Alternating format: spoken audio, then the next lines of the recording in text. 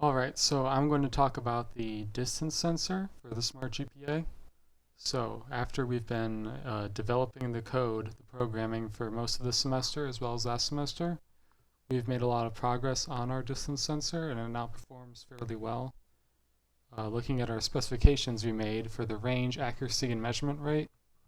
For the range, we've gotten it working for an entire range of 1 to 10 feet as specified, and it can also measure. For a good surface, it can measure out to about 15 feet or even longer. Although the accuracy does drop off, it can still pick up the measurement. For the accuracy, our specification was within 10 centimeters, but we've actually gotten for a well-tuned system.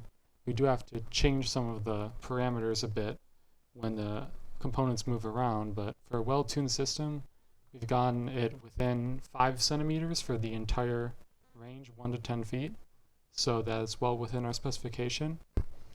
Our measurement rate specification was 20 per second, and we are currently at around 15, although we have gotten higher in the past. We may want to lower the specification if we can't get back up to 20, because 15 measurements per second should be good for the Smart GPA's usage. The distance sensor does have false positives sometimes, but they are pretty rare now. You can hold up a flashlight next to it and it will still pick up the distance measurement from the red dot rather than the flashlight. The one problem we're having is that it does not work properly for every surface. For a poor surface, a reflective or a dark, highly absorptive surface, it will miss measurements at long distances, or the accuracy will be a little bit off. However, for surfaces that aren't entirely reflective, that don't reflect the dot into an entirely different location, it can still work, as we showed in our demonstration with using an iPhone screen.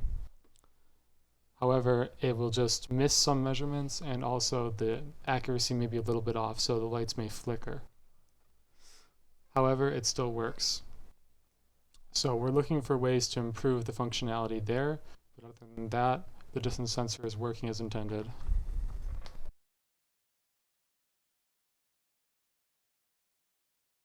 For my part of the GUI, I was in charge of designing the pages that are going to be displayed on the display for our distance sensor project.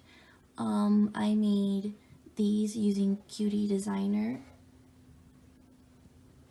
and it was pretty simple to do. I just had to have them all in the same format. I did the create account page, login, sign up, operational and idle mode, and I had to send them to George as he is going to be doing the functionality of these pages.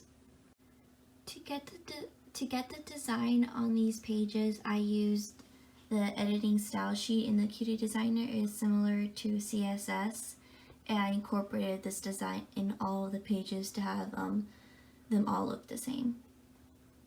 These pages are still in rough draft stages, as I'm still waiting for the functionality to be done from George, and I still have to get the logo design for them, as George is going to make it, and I'm just going to incorporate it into all of these pages. He made the logo for the CDR presentation, so just using probably the same logo just with a different color scheme, as this is blue while our presentation was like an orange. These are going to be in the display, connected in the touchscreen for our Smart GPA, and our operation mode is gonna have the distance sensor measurements for when it senses something. For the files created in the Qt Designer for the display on the touchscreen, they were first saved as UI files, but in order to have George add functionality to them, they had to be converted into Python files, .py, so I had to convert them in the command prompt. For the LED lights that we have, as seen in the pictures and the demo videos that we have, they are right now incorporated with the distance sensor code. We tested them out and they work The next thing we just have to do, well, I have to do, is just get them to blink based on if it's green, it doesn't blink. If it's yellow, it just blinks a little. And if it's red, based on the distance sensor, it'll blink very fast. The next thing we have to do is solder them into the enclosure so that it shows up in rows, so it could be visibly appealing to the user whenever they're parking their car inside of a garage.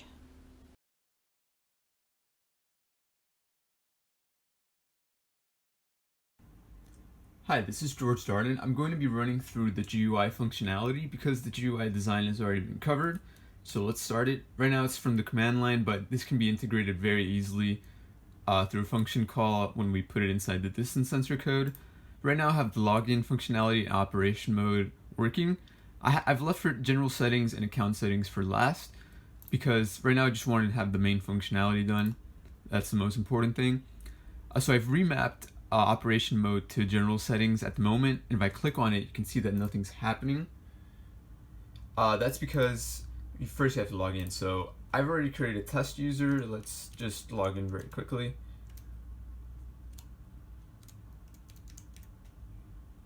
So you get a notification that I'm logged in, so now I can click X. And now operation mode will work. So before I fire it, let me just explain it very quickly. I have an internal loop that's set to count from 0 up to like, I don't know, like 100, I think. Basically what's happening is when we integrate it into the distance sensor, which can be done already, as soon as the value of the distance is changed, then idle mode will switch directly into operation mode. And if there's no change for a period of about 10 seconds, then it will switch back from operation to idle. So at the moment, I have this internal loop that's running. It's counting up, and it's going to stop at 9. That's because the distance is only checked from 0 to 10. And so right now, it's basically idle, nothing's happening. So after a while, it will switch back to idle mode automatically, and that's because the distance will be changing so much. Then operation mode will typically stay on and just continue to reflect that value on the LCD screen. So say it's like it's detecting that it's moving, the car's moving forward, so the value will be like, it will go from like 7 to 6.5, 5.8, whatever, down to like to the value where the car should stop.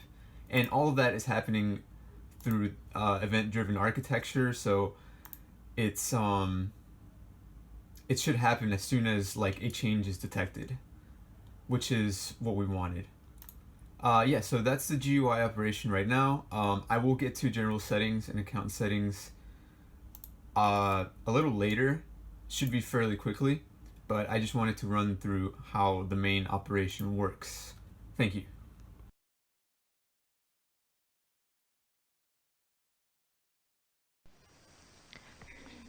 So currently our group has our first PCB. The PCB has yet to be tested because some components have not yet been soldered on.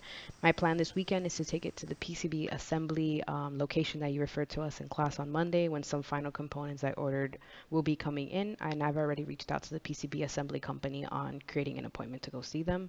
I'm confident that the PCB will work. Its main functionality is power distribution and regulation, as well as some signal communication for some of the components.